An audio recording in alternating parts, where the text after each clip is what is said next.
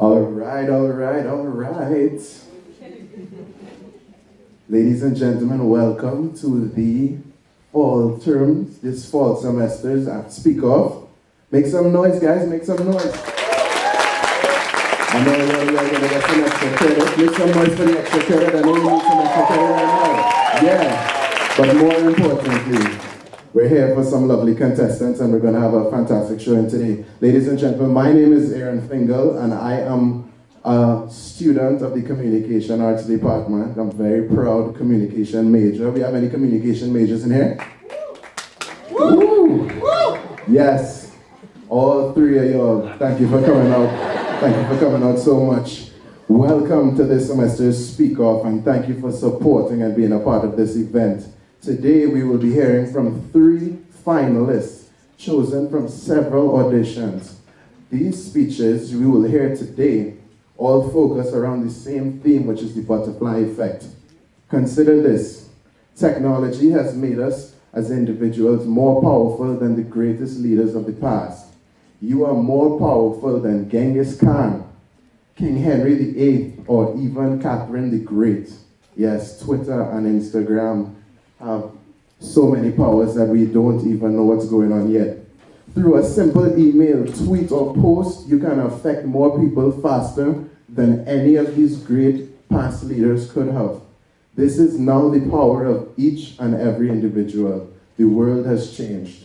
Now, before we begin, we'd just like to remind everyone that this event could not be possible without the aid and the support of the Communication Arts Department, faculty, and staff. Make some noise for the Communication Department again. The department chair, Ms. Joanne Brown, and of course the Com Arts Studios.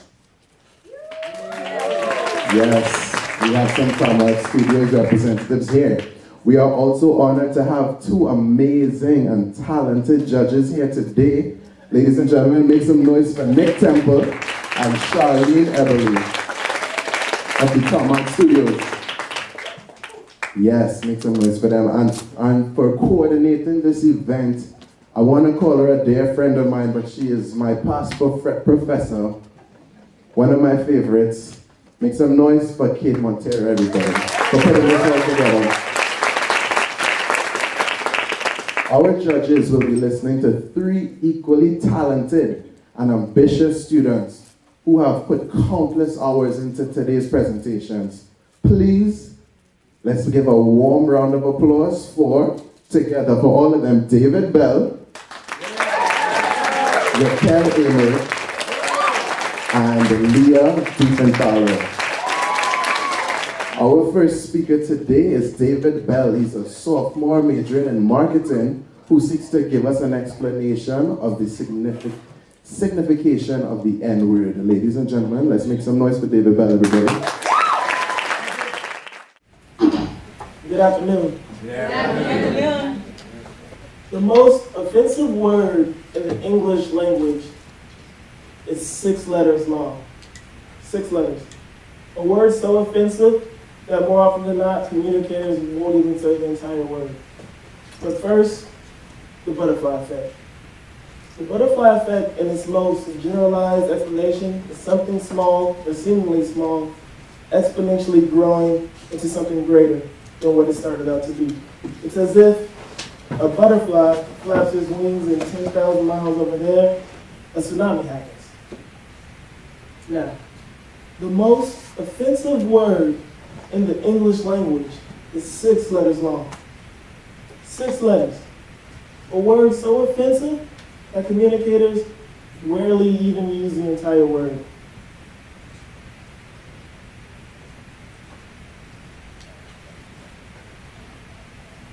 Now, we all know this word, some of us more than others. Some of us have experienced this word in our life. A derogatory term, often affiliated with inferiority, lack of intelligence, belittling, racism, ignorance. A word with a rich history. Not a positive history, not necessarily a good history, but a history nonetheless. And this word today has evolved into a more modern term. A word with a completely different meaning.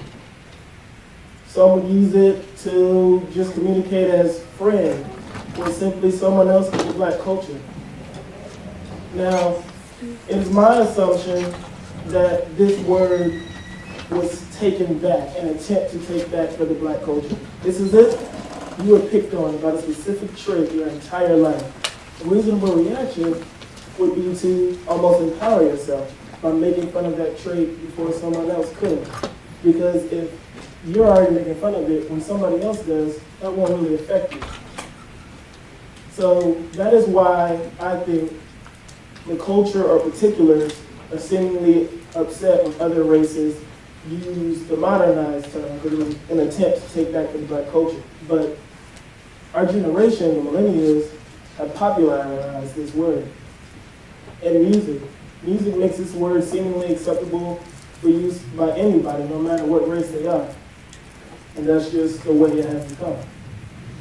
Now, if you see here, two words, very different meanings, but root similarities, where in fact, two letters, only two letters separate you from being a racist to being hip. Two letters can make it seem as if your brain stopped developing 4 decades ago. And 6 letters can completely discredit someone of their life's work, can completely tear down whatever you have built up. A perfect example would be this woman on the screen here. Miss Paula Deen. After a series of family disasters, she became a shut-in, which led her to cooking. And eventually, she overcame her depression and her reclusiveness through cooking and opened up several restaurants that became increasingly successful.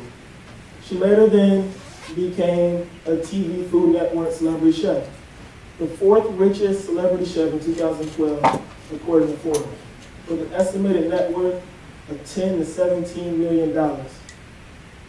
Now, 6 letters took a considerable amount of that away from her. Now let's clarify some things. Ms. Paula Deen here admitted to using the N-word in reference to a black person in her 20s. Now she is 66 years old, born in the South in 1947.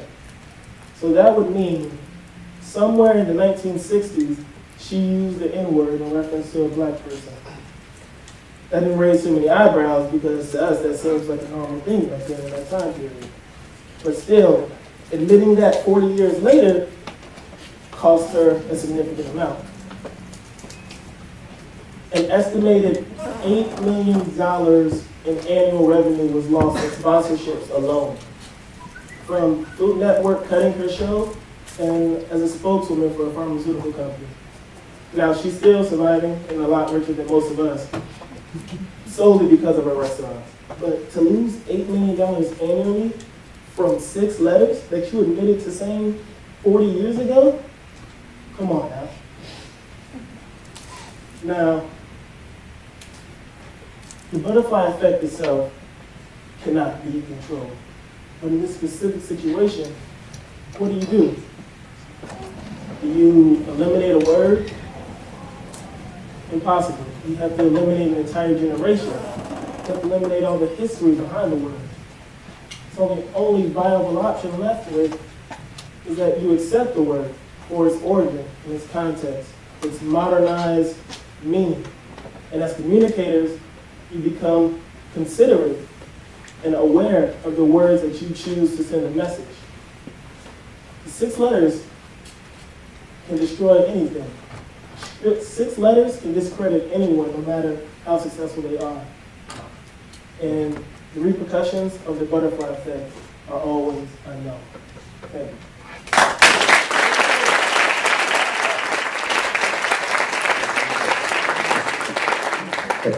Next up, we have Leah DePantala, a junior majoring in hospitality management. Her speech explains how technology has expanded how we communicate and react as a global community. We have been given more power to influence others, and this power comes with a responsibility, as smaller ideas now have a much larger effect. Ladies and gentlemen, let's bring to the stage Leah. Make some noise for Leah, everybody.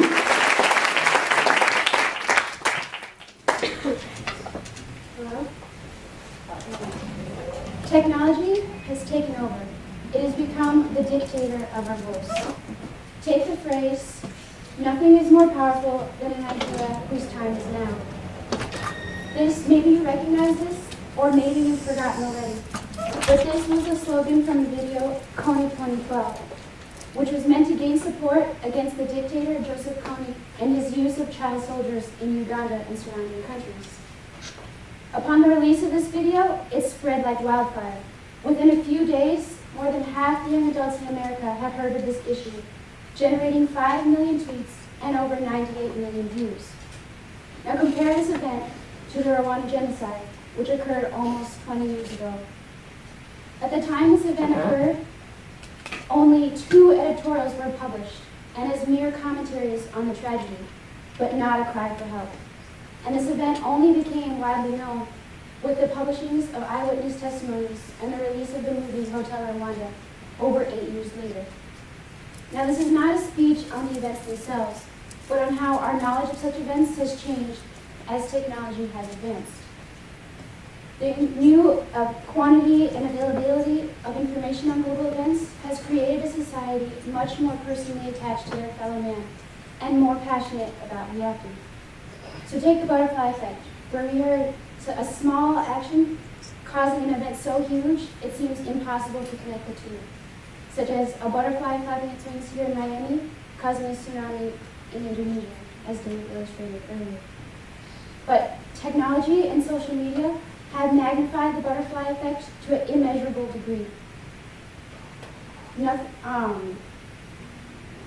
So take the idea of Rwanda, where there's minimal technology and it had no global response, versus Kony, which had international leaders and countless young people ready to act.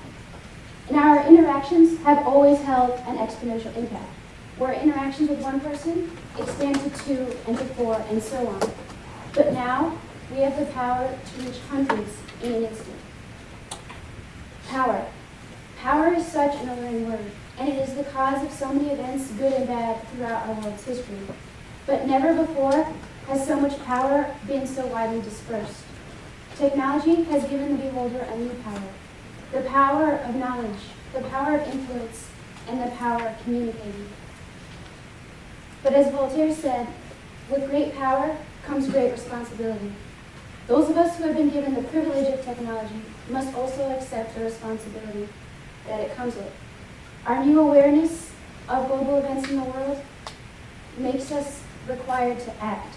And even though we may not be able to establish world peace or end the conflict in Syria, we have the power to infect those we interact with every day, whether face-to-face or through social medias. Nothing we do stays right here.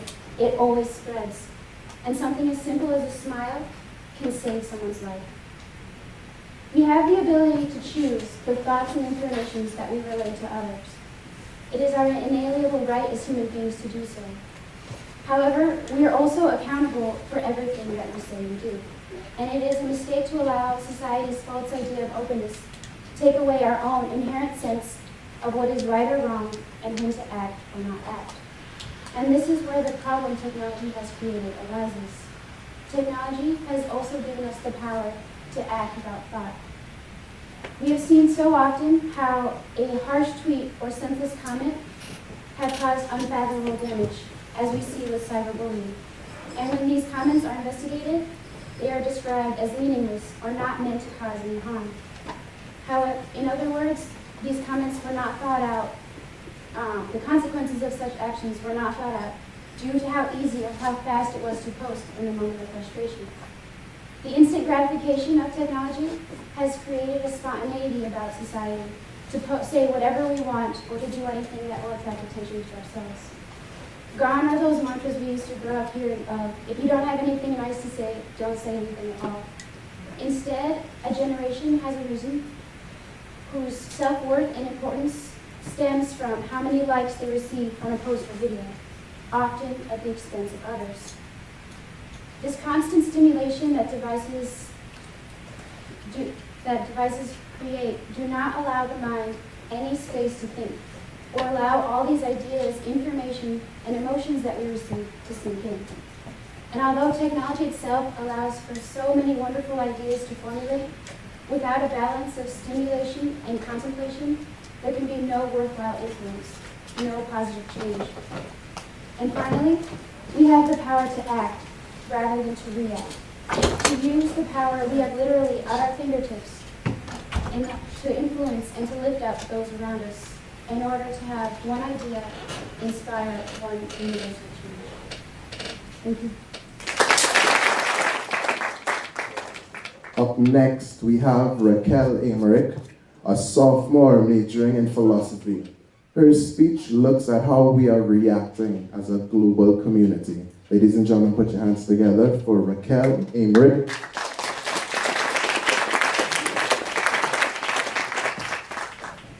Good afternoon, everyone. Good afternoon. Today, I'm going to make the absurd claim that we are all crazed addicts for a drug that is constantly available to us. This drug is none other than the device we carry around as if it were a baby who constantly needed attention. As we've adapted to the digital era, we've developed an addiction to using our electronic devices. Now, this addiction occurs because the part of the brain that creates a rewarding feeling is activated when we use social media sites.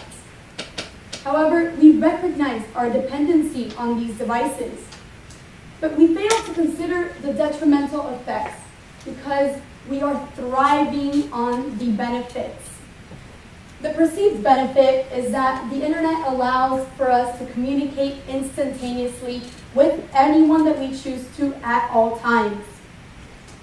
People from all over the world are able to contact and see each other. So it's becoming more and more apparent that social media is taking a forefront in most forms of communication. However, this presents an issue because society seems to be convinced that the internet keeps us connected and informed at all times. Due to this, we've adopted the common notion that the role of technology is to make life easier and ease our process of connectivity. However, is technology really empowering us? Is it really making our lives easier? Or is it hindering our productivity? Is it interfering in our quest to maintain connection? As social beings, we have an inherent craving to stay connected with people at all times. But this that's funny. But this longing to constantly communicate is causing detrimental effects for the average individual. Now, I'm not talking about the effects of one mean little tweet that you posted about someone else and how it makes them feel. No, I'm talking about the effects that it causes the individual when they're addicted to this social media website and they can't put it down. So the effects of overusing electronic devices is easily explained through the butterfly effect. The theory of the butterfly effect is that a small change can cause a ripple effect, and that ripple effect can cause an even larger effect. So the ripple effect is that the problem of distraction is facilitated and encouraged by the internet. Now, what does this mean? This means that the constant flashing of images and streaming of information that we seem to encounter every minute on a daily basis is rewiring our brains so we are only able to focus for a short period of time. I seem to experience this on a daily basis because I'm unable to focus. I literally have to force myself. So, like any other regular college student who seems to procrastinate and do things at last minute, I find myself going to the library the night right before something is due. And, I walk up, seem to be distracted with social interactions with people, and then all of a sudden I look forward to logging onto Facebook and checking my Instagram and seeing how many likes I've gotten. And a couple hours have passed, and at one point I noticed that I've wasted all this time in this social media website. So I begin to work. put my things away, and I begin to work, and I try to focus on the assigned task. However, I find myself unable to focus. I literally can't sit there and read an entire page of the book. It's impossible for me. So I force myself, and I force myself. But no matter how much I try, I don't seem to gain the kind of stimulus that these social media websites give me. Reading is just not as exciting as logging on to Facebook. It isn't. So what happens? I become unproductive. And in the true nature of the era, I choose to take mental enhancements, such as Adderall. This is a growing disease that most of us seem to encounter in college. So that's the easy solution. So this is how we should think of it. In order to counteract the effects of the internet, which can be considered a drug, we resort to Adderall, another drug. But the fact of the matter is that the internet stimulates our mind. And the rewarding feeling that is activated in that part of the brain is the same stimulus that cocaine abusers feel. Now, cocaine is a psychostimulant, and amphetamine are the same ingredients that Adderall has. So we become engulfed in this constant cycle of taking a drug in order to counteract the effects of this other drug. But the ripple effect of the butterfly effect in regards to overusing technology does not end there. The fact of the matter is that we not only ignore the books and the tasks that we've been assigned because we have short attention spans. No, we ignore the people that seem to surround us. The fact of the matter is that the first issue with overusing social media sites is that we end up sacrificing meaningful conversations for mere connections on the internet. So when we're constantly using these devices to connect with one another, we deny each other our full attention. We have become so obsessed with documenting every experience, and in turn, the result is that we forget to enjoy the actual experience. This recently occurred when I went to a dinner party this past, I don't remember what it was. But the point is that we spent about 20 minutes taking pictures and, just lottie-dotting about and just taking pictures. So when I go back to the pictures and I look at them, I realize that some of the people that were standing next to me, they're not even people that I socialized throughout the night. So not only are we not enjoying the moments as we're documenting them, we're not even accurately depicting them. So when we the effect to enter the social media world is that you direct your attention towards the screen, and in turn, you ignore the real people that are sitting beside you. And when you ignore the real people that are sitting beside you, you deprive yourselves of the opportunity to have real conversations. Most of our conversations are superficially inclined, so we're not cultivating the kind of critical thinking that we should be doing. But the ripple effect continues. As we remove ourselves from where we are, we go into our phones. Now, the alluring aspect of social media is that even when you're physically alone, you're never really alone. The illusion created by social media is that it can eliminate loneliness. It can literally eliminate loneliness. Do you believe that? So, we form an obsession with constantly being connected with each other because we have a fear of being alone. And this fear of being alone, we see it as a problem that needs to be solved. So when we enter the social media world, we have this constant stream of information, but it doesn't allow us to have the alone time that we need in order to self-reflect. The fact of the matter is that the essence of being alone allows us to gather our thoughts, allows us to self-reflect and form opinions based on observations. And this kind of critical thinking is just not going on when you're constantly connected with one another, and you're having these superficial conversations. The fact of the matter is that some of the greatest thinkers of all time have all needed their alone time in order to escape the crowd. They didn't worry about how people perceive them. They chose the unconventional path to glory. But most of us, we are all worried about how people perceive us.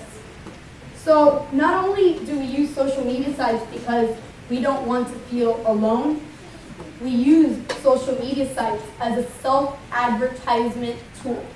What do I mean by this? This means that we're falling in love with ourselves. We are broadcasting ourselves. This is essentially termed as digital narcissism. So the point is that we share our thoughts and feelings as if it were to define who we are. So social media allows us to present ourselves as we choose to present ourselves. We get to create a certain kind of image. So we get to change our image, and we have the ability to edit.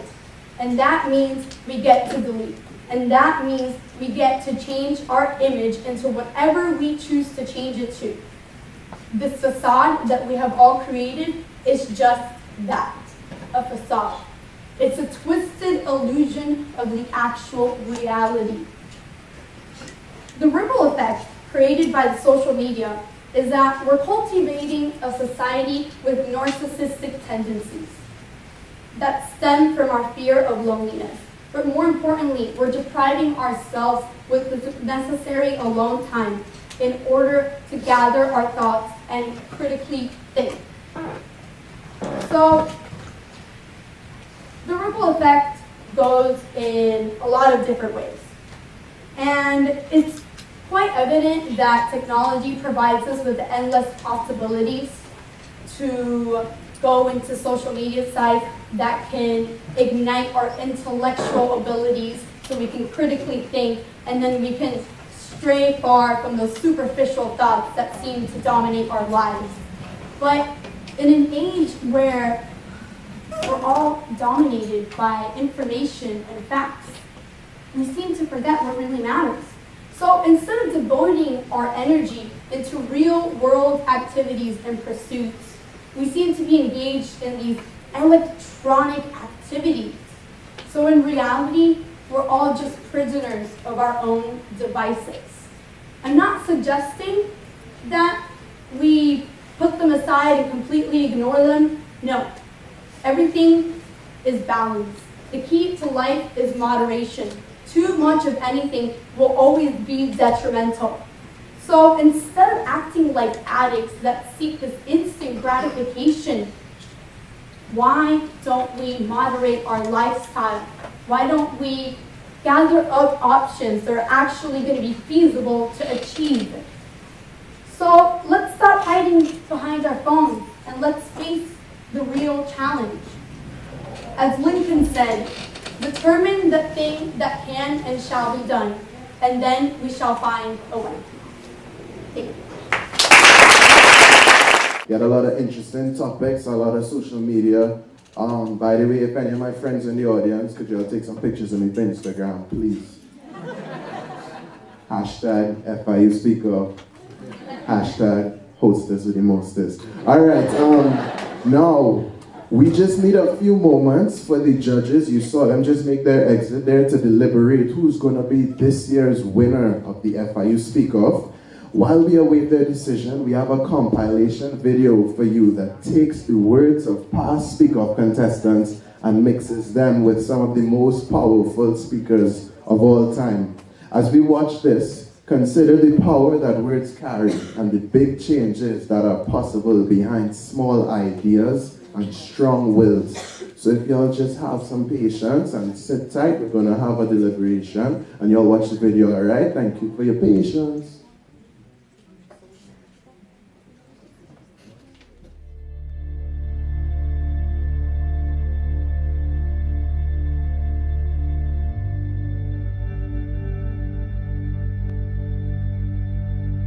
Sometimes life's going to hit you in the head with a brick. Don't lose faith. Instead, be calm and be cautious. This gives you virtually limitless possibility. Yes, we can seize our future. but I believe that in all things there is a purpose. What can they do to replicate this same event? What can they do to join this great movement? For the past 33 years, I've looked in the mirror every morning and asked myself, if today were the last day of my life, would I want to do what I am about to do today? Now, just a quick poll. How many of the people in the audience today own Apple products? Just raise your hands. Wow, quite a lot of you. So what I want you to do is have the courage to follow your heart and intuition. They somehow already know what you truly want to become. Presidents like Bill Clinton. Share Martin Luther King's dream. I have a dream. To the millions who are strong, I issue the plea. Set aside prejudice in politics to make room for compassion and sound policy. And then reap all the free beers you'll get whenever you tell the story. With the passing of time, we have to make an effort to understand. A belief that we're all connected as one people. I hope that you will share Martin Luther King's dream. I have a dream today. With the message we've carried from the plains of Iowa, from the mighty mountains of New York, to the hills of New Hampshire. Let freedom ring from the heightening Alleghenies of Pennsylvania. From the Nevada desert, let freedom ring from the snow-capped Rockies of Colorado to the South Carolina coast. Learn with me the lessons of history and of grace. This is an amazing feat. To tame the savageness of man and make gentle the life of this world. Let us dedicate ourselves to that. We have the power to touch hearts and to move millions just by the sound of our voice. To do what you believe is great work. Let them underestimate you. Just don't underestimate yourself. We can heal this nation. And want justice for all human beings. That while we breathe, we will hope. You are already naked. What does that mean to the rest of us? There is no reason not to follow your heart. Don't act all terrified and paranoid. Change the world. I bear a message of challenge. Don't be trapped by dogma, which is living with the results of other people's thinking. Communication is the way of the future, and our generation is the future. We're always willing to step up and do something, not wait for someone else to do it. Put up a fight. And love. So, I wanted to conclude by saying we're not put on this earth to see through one another, but to see one another through. So you have to trust that the dots will somehow connect in your future. You have to trust in something, your gut, destiny, life, karma, whatever. Because believing that the dots will connect down the road will give you the confidence to follow your heart, even when it leads you off the well-worn path. And that will make all the difference.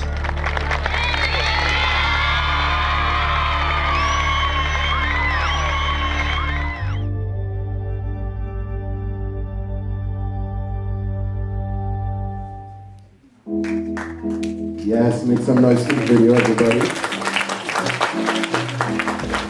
Saw a lot of brilliant speakers, Bill Clinton, Barack Obama, Mr. Kennedy. One criticism, though, Professor, I don't know if you did the video, but I didn't see myself. So for next year, I don't know, maybe we can work out some improvements. But as we still deliberating on who's going to be this year's FIU Speaker of Champion, we have another speaker here. He's going to give you some advice on Free Speech Week, which is going on this week, right? And he's also going to talk to you about TEDx, which is here at FIU very soon. So I'm going to bring to the stage Mr. Johari Kanti. He's a classmate of mine as well, Johari. What's going on, bro? Hello. How are you guys all doing today? All right, that's good to hear. So, like he said, I'm going to talk about Free Speech Week, which is this week that we are currently in. And Free Speech Week is simply the week to celebrate freedom of speech. Now, too many places still don't have the freedom to speak their mind, to speak how they feel, to say what they want. And we have that freedom here in America, so we need to celebrate that freedom. So, whenever you can, please speak freely. Encourage others to, and speak for those who cannot. Because to speak freely is a privilege that we all take for granted. And also, like I said, I'm also going to talk about the TEDx at FIU. That's a club that just started this very semester. And I don't know if any of you know about the TEDx event that's going to happen November 7th. Anybody? All right, did anybody get tickets? All right, you guys were one of the lucky ones. Yes, but anyway, there's a club here at FIU, and we are dedicated to all things related to TED. So we watch TED Talks, we work on TED speeches, and we work on different public speaking activities to improve ourselves as public speakers. So if anybody ever wants to come out and join, we hold meetings every Wednesday in BH 219, also known as the Debate Room. So if you want to come and improve your public speaking skills, that'll be the time to do so. So I hope to see you guys all there. Thank you. Yeah, that's right. Actually, one of our members, her name is Alexa. She's going to be giving a TED Talk. So we're also having an event in. I'm not sure what the location is. Don't worry. We'll get that to you. But we're having an event. For those that did not get tickets, there will be a live stream where you can watch the event and witness and TED Talks yourself. Miami Beach Yoga Studio at Lincoln Road. There you go. And it's free with food. Thank you. Yes, thank you very much, Joe Harry. That event is free with food. So I am probably going to come through with a couple hundred of my good friends. If y'all need any more information, y'all can check Joe Harry for some more information. Thank you. And with no more further ado, ladies and gentlemen, the results are in. When it comes to 3 months, I'm just playing. All right, could we get the music down a little bit for dramatic effect? Yes. All right. Thank you very much, Professor Montero. Make some noise for Professor Montero, everybody. A fantastic story. Now, word from the celebrity judges we have here today. The deliberation was very tight. It was a very close 3-horse race. And once again, let's make some noise for all the contestants for doing a fantastic job. It takes a lot to come up here and give these fantastic speeches. And I'm gonna stop wasting your time and announce the winners. In 3rd place, ladies and gentlemen, Raquel Americk. Make some noise. So Raquel, come up.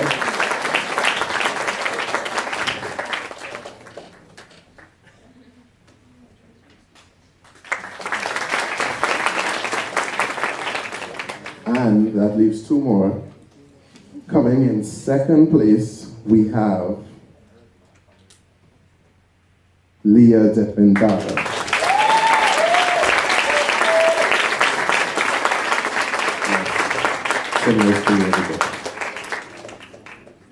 And I know you're not sure who it is. It's a big toss-up right now.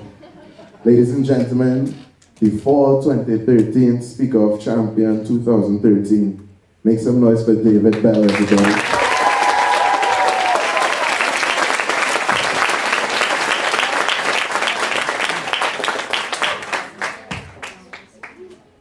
Yes, as the judges said before, it was a very close race, so we're going to make some noise for all the contestants and thank them for their great showing.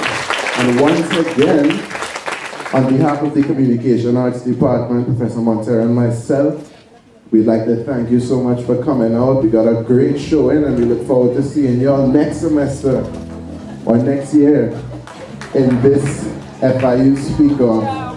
Thank you for coming, everybody.